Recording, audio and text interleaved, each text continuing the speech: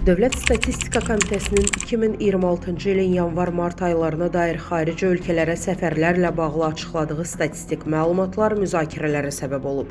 Bildirilir ki, bu dövrdə Azərbaycandan xarici ölkələrə 452.600 nəfər səfər edib. Məlumatda diqqət çəkən məqamlardan biri səfərlərin nəqliyyat növləri üzrə bölünməsidir.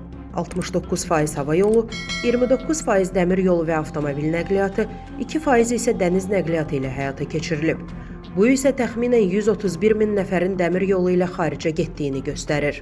Quru sərhədlər bağlı olduğu halda 131 min nəfərin qatar və avtomobillə səfəri necə mümkün olub?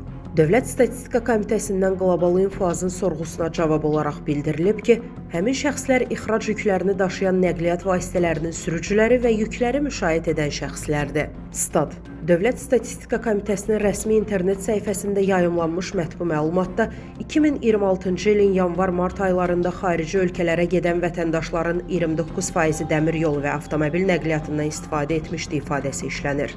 Bu şəxslər ixrac yüklərini daşıyan nəqliyyat vasitələrinin sürücüləri və yükləri müşayiət edən şəxslərdir. Statın sonu.